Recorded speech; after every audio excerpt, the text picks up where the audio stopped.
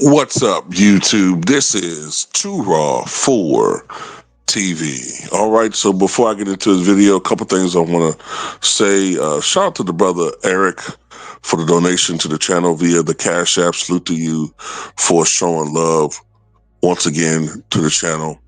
And also want to let you guys know that if you want to show love to this channel, you can do so in the link in the pinned comment in the comment section of the video. You can also see the link and the scroll going across your screen, although I'm no longer on Patreon for the time being. But if you want to show love to the channel, you can do so there. All right, so a question that I have gotten is, it's a good one. It's just my opinion. What if Michael Jordan had been on that 2000 Portland Trailblazers team instead of Scottie Pippen? I mean, because usually when you ask the Portland question, when people ask the Portland question, they say, what if Michael Jordan was drafted back in 1984 by Portland instead of Chicago? Because we all know, well, unless you're very young, then you don't know. Michael Jordan was the third overall pick in the NBA draft that year. The first overall pick was Akeem Olajuwon with the Houston Rockets, but the second overall pick was by Portland, and they chose Sam Bowie. And a lot of people wonder, what if Michael Jordan was drafted by Portland, who had Clyde Drexler already? How great could that team have been? But what about this scenario? Michael Jordan comes out of retirement and signs with the Portland Trailblazers for the 1999-2000 season after, let's say in this scenario,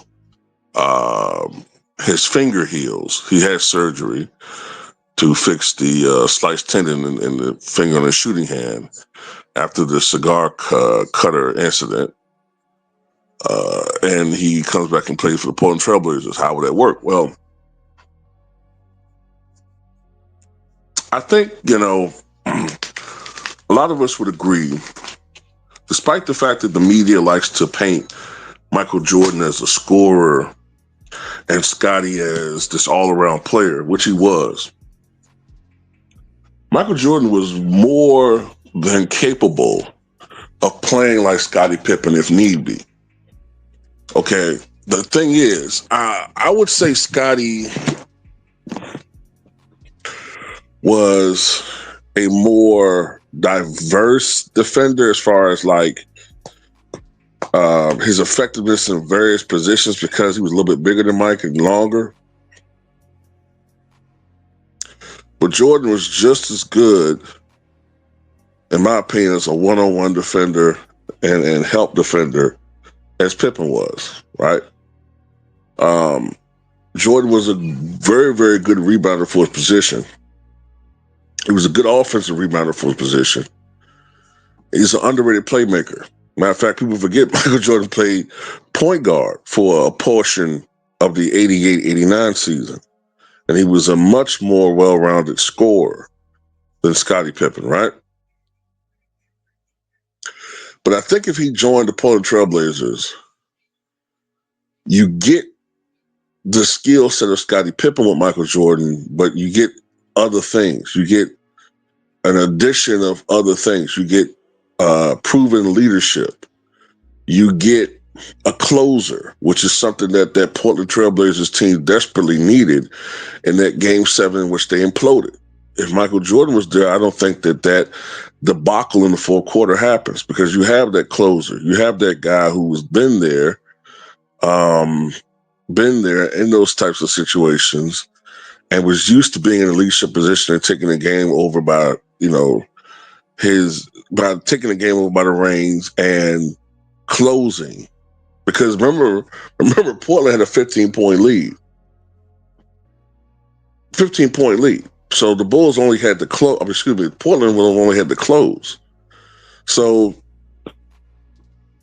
I think with Jordan, you get a bonus as far as leadership and scoring to the team, but you also get the defense and playmaking that Scottie Pippen provides. So I really don't know what Mike would average, but with that collection of talent that was on that team, there's no need for him to try to even lead the league in scoring with that team. But you're definitely still going to get about 20-something points a game from him.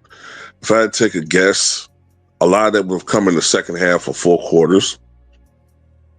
But I think he would still average around 24 points a night, even that older version of Michael Jordan.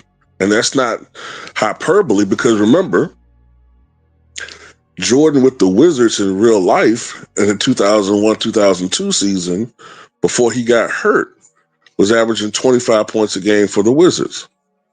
In the last 10 games before he got hurt, he was averaging almost 30. So that's not really hyperbole, in my opinion. This is a slower version of Jordan, older version of Jordan, a less explosive version of Jordan.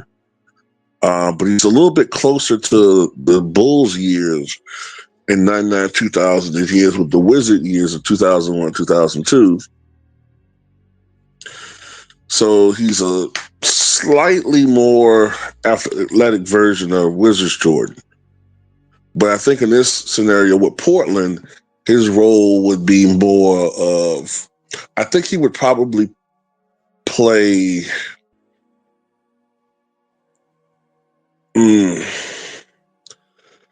I think with that situation, because Damon Stoudemire was on that team, I think Jordan would probably be small forward. I think he'd be a small forward, but in some instances, he would play point forward, especially with Damon Stoudemire out the lineup. Matter of fact, I think his assists would be way up playing on that team. I think he would probably average around 7 assists. But, Jordan wasn't a stat padder, you know what I'm saying? He wasn't the guy that was out there trying to pad numbers. All he cared about was winning. So that's just my guess on that. I think if Jordan was on that team, I think they would have won a championship. I really do. If they were able to go Game 7 of the Western Conference Finals with Scottie Pippen, I don't see Jordan failing in that situation if things go similarly. And I think that Portland team would beat the Indiana Pacers.